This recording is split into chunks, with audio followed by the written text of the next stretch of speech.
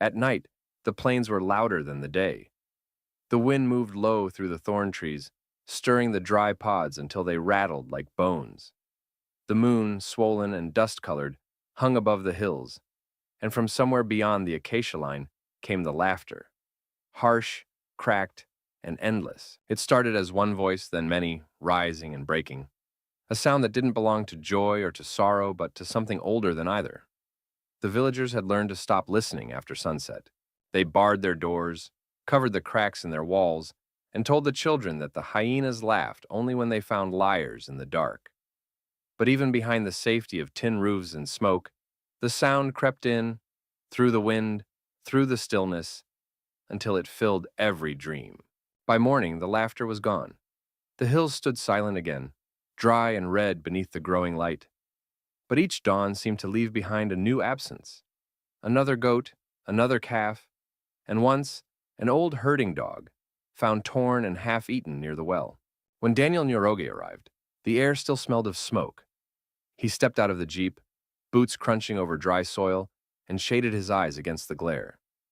The village of Kipau sat low in the dust, huts clustered like stones at the edge of the savannah. The wind carried heat and the faint metallic taste of iron. Flies gathered in spirals near the corral. He was used to this kind of quiet, the silence that wasn't peace but the echo of fear. He had worked for the Wildlife Service long enough to know it well. In places where drought met superstition, animals and ghosts often wore the same shape. A man approached from the shade of a thorn tree, tall, thin, his face lined deep as bark. He wore a khaki shirt patched at the elbows and carried a stick that looked older than he was. "You're the ranger?" he asked. "Daniel Nyoroge," Daniel said, offering his hand. "They told me you're the headman." Hmm. The man nodded but didn't shake. "I'm Kamau." He looked toward the hills, where heat shimmered like breath. "You came late. They have already killed 3 goats since the last moon." Daniel followed his gaze. "Hyenas." Kamau's mouth tightened. "They come from there." He pointed toward the low ridge where the soil turned black and stony. "That is the old ground, the place of fighting. No one goes there." "The fighting?" Kamau didn't answer. His eyes stayed fixed on the hills. "We hear them every night," he said finally, laughing, like men who have forgotten pain. Daniel adjusted his hat against the sun. "Hyenas laugh for many reasons, Kamau. Hunger, fear, warning. It's how they speak to each other. Then they have much to say." By midday, the heat had risen into something alive. The air trembled above the ground. The thorn scrub gave off a bitter scent. Daniel walked the perimeter of the grazing lands, notebook in hand. He noted the prints, not lion, not leopard. Broad paws with blunt claws, deep in the dust. Hyena. The marks of at least 4, maybe more. He found the carcass of a goat near a dry gully, its skull cracked clean, the body mostly gone. Around it, the ground was churned with tracks and streaks of drag. He crouched, brushing the dust away with the back of his hand. The wounds were sharp-edged, purposeful. The hyenas had killed cleanly, not scavenged. That meant desperation. He stood and looked toward the hills again. From here he could see the black soil Kamau had spoken of, a stretch of land where the grass refused to grow, where the wind always seemed to move a little slower. He took a slow breath. The scent of old rain lingered there, the kind that never reached the ground. He began to walk. The hills rose gradually, their slopes covered in thorn bush and rock. The climb was slow under the sun. As he ascended, the air grew heavier, filled with the smell of dry roots and rusted metal. Halfway up, he found bones, a scatter of them, bleached white, lying among the stones. Some were small, goat-sized. Others were not. He crouched, picking one up. The bone was old, but not ancient. Human. The edge still bore a faint groove where teeth had pressed once, long ago. He let it fall back to the dust. At the crest he found the clearing. It wasn't large, a hollow between the rocks, wide enough for a small herd or a dozen men. The ground was black and hard, the remains of fire pits sunken into the soil. Empty bullet casings glittered faintly in the light. A rusted metal drum lay overturned near the edge, and in the center, a single tree, dead, its branches reaching upward like ribs. He stood there, silent, The place smelled faintly of ash and something older, something that clung to the ground long after storms had washed the scent away. The stories had been true then. There had been fighting here once, years ago, maybe decades. Cattle raids or poachers, or one of those quiet wars that left no names. But the land remembered. From somewhere beyond the ridge came a low chuckle, a sound too human to belong entirely to the wild. Daniel froze, hand going to the rifle on his shoulder. Another laugh answered it, higher, sharper, rising into a full, choking cackle that seemed to twist through the rocks. Then silence. He waited, listening. The wind moved through the dead tree, making it creak. Hyenas, he told himself. Just hyenas. But something about the sound, its direction, its timing, was wrong. It hadn't come from the open plain, where hyenas usually hunted. It had come from beneath the ridge, from the hollow near the tree. He stepped closer. There, under the roots of the dead tree, the soil had been disturbed. A shallow depression, half filled with stones and dust. A grave, or something like it. The earth still smelled faintly of decay. Daniel's skin prickled. He took a step back, the heat closing around him like a hand. The laughter rose again, faint but distinct, carried on the wind from somewhere behind him. It wasn't close this time. It was everywhere, bouncing between the rocks, impossible to place. He turned, scanning the ridge. Nothing. Only heat and stone and the shimmer of air. He descended slowly, the sound following him down, fading, returning, fading again, until it blended with the rustle of the wind and the whisper of dust under his boots. By the time he reached the village, the sun was low and red. Kamau met him near the corral, eyes searching his face. "You saw it," he said. It wasn't a question. "I saw where they feed," Daniel said, "and where men once died." Kamau looked toward the hills. "They do not feed," he said softly. "They remember." That night, when the moon rose over the valley, the laughter came again. Louder this time. Daniel sat awake in his cot, listening. And when it finally stopped, the silence that followed was so deep it felt alive, as if even the shadows were holding their breath, unwilling to return to the place where the hyena laughed last. By morning, the laughter had already become memory, the kind that hides just under waking thought, like a dream that refuses to fade. The air smelled of dust and smoke. The sky had no clouds. The world waited for rain that had forgotten how to come. Daniel rose before the sun and walked to the well. The rope creaked as he pulled the bucket up from the darkness.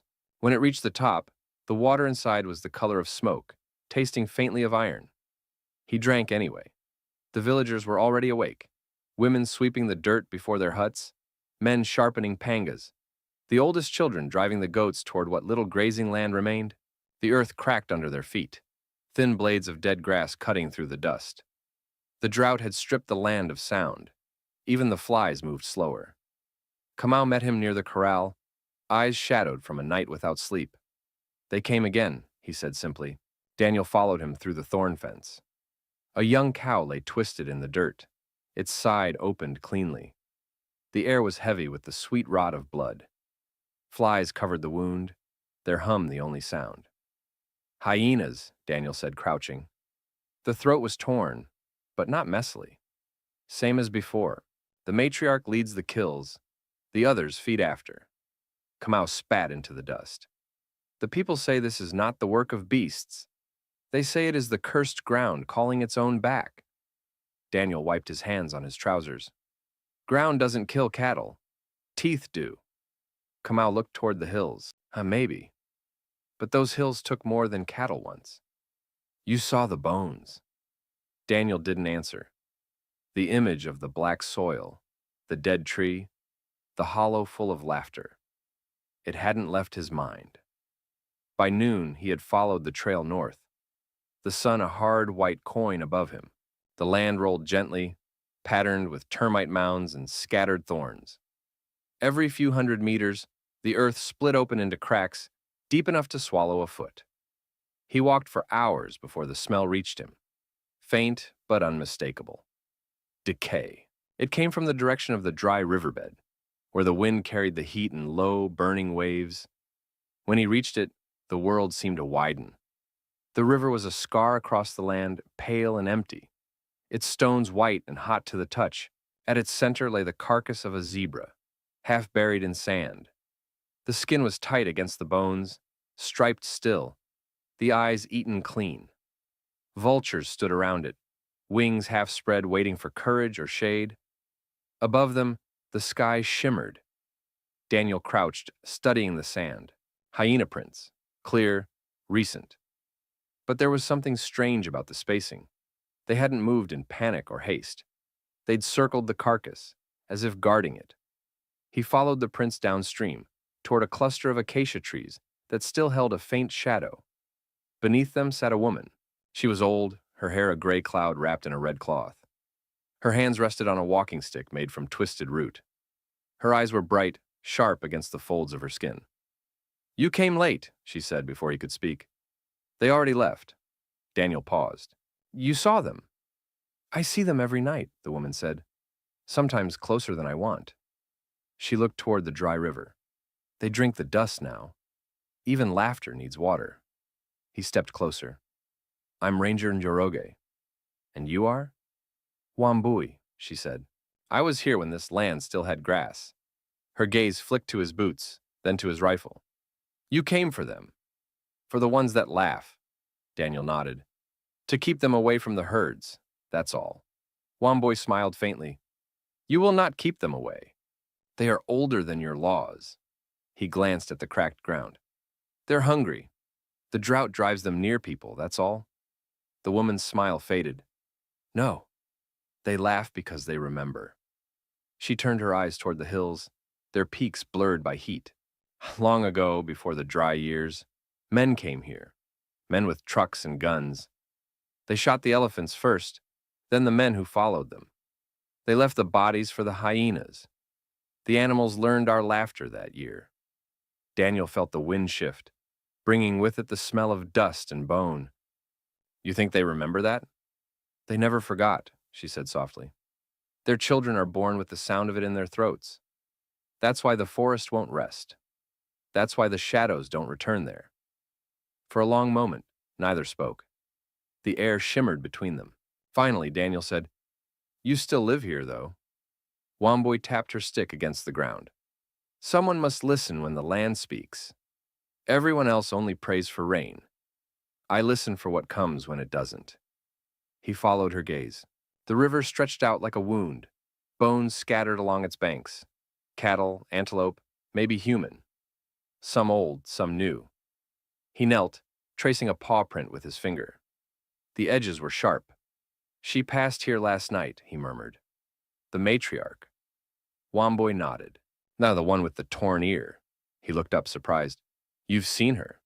"She comes close," Wambui said. "Not to feed, to look. Sometimes she stops there."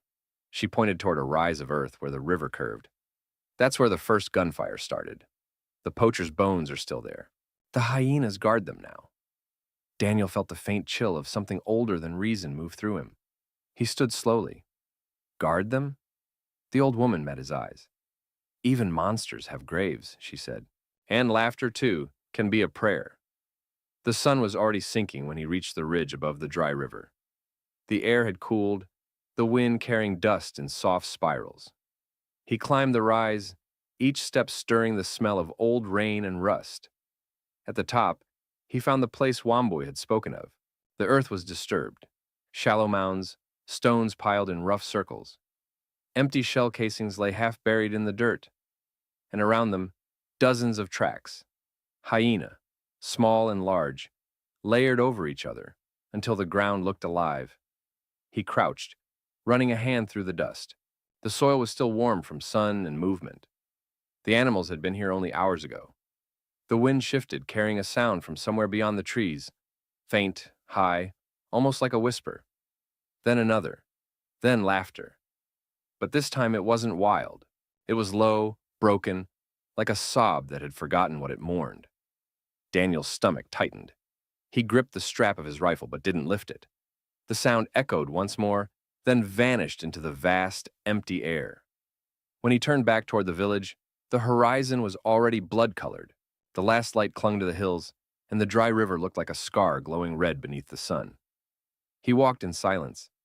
Behind him, the land exhaled heat and dust, and from far off, faint enough to sound imagined, the laughter rose again, carried by the wind, scattered like ashes across a place where water once lived, where the hyena laughed and the earth remembered.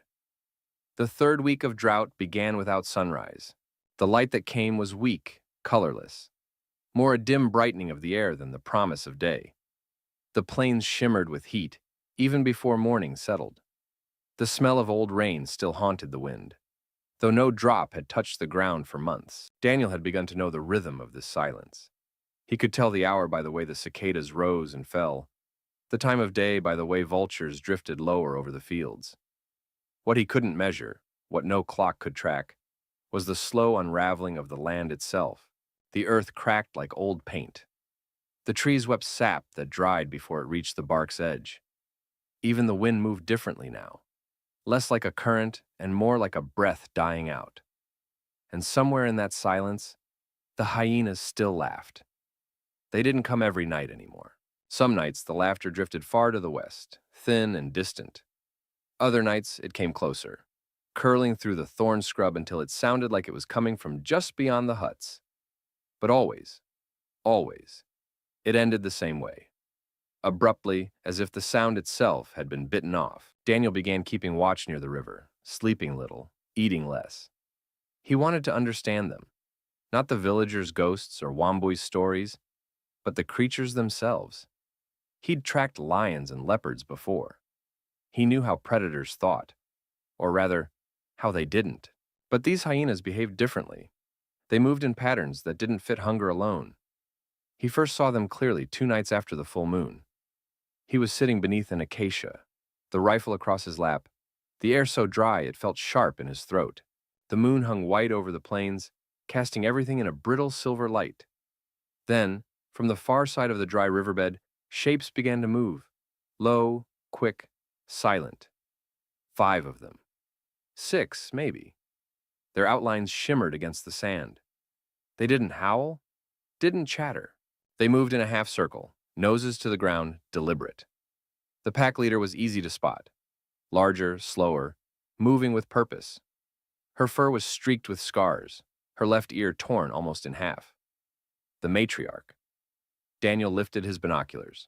Even from this distance, he could see the strength in her shoulders, the precision in her gait. She stopped often, sniffing, looking, listening. When the others grew restless, one nipping at another, one snapping at shadows, she turned her head and they fell silent. No dominance fight, no chaos. She ruled with silence. He watched as they approached something in the sand, the half-buried remains of an animal, maybe a zebra or buffalo. The others began to dig, scraping furiously with their paws. The matriarch did not move. She stood over them, eyes fixed on the horizon. When the carcass was uncovered, the pack stepped back. The matriarch moved forward and bit once into the flesh, then stepped away, allowing the others to feed.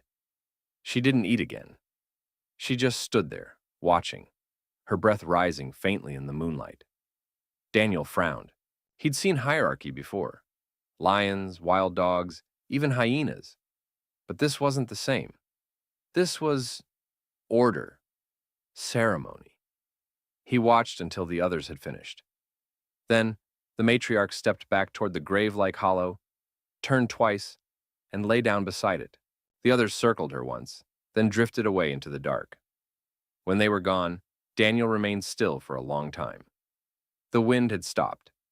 The plains lay motionless under the moon. And the hyena, the scarred one, didn't move either. She rested there beside the bones as if keeping vigil. When he finally rose and walked back toward camp, he didn't look behind him. The next day, he went to Wambui's hut. She was sitting outside, grinding dried maize between 2 stones, her wrists trembling with effort. "You watch them," she said before he spoke. Daniel sat on a rock opposite her. "You were right. There's something strange about them, about her." "The mother," Wambui said. "The one with the broken ear." He nodded. "She doesn't kill like the others. She leads them to the graves. It's as if she remembers where they are." The old woman kept grinding. The rhythmic scrape of stone on stone filled the silence. They remember everything, she said softly. That is their curse. We think scavengers forget, but they are the ones who clean what the world wants to hide. They feed on our silence. Daniel frowned. You make them sound like priests. Womboy smiled faintly. Maybe they are. Who else blesses the dead now? He didn't reply. His mind returned to the night before.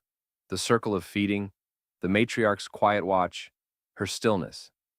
Finally, he asked, what happened here, Womboy?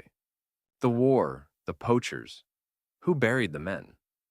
Her hand slowed. The maze stone stopped. No one buried them, she said. The rain did. And the animals.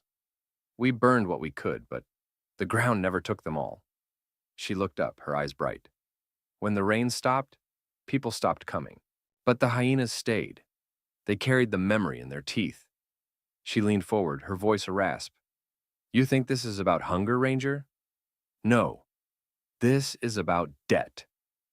That evening, Daniel returned to the river.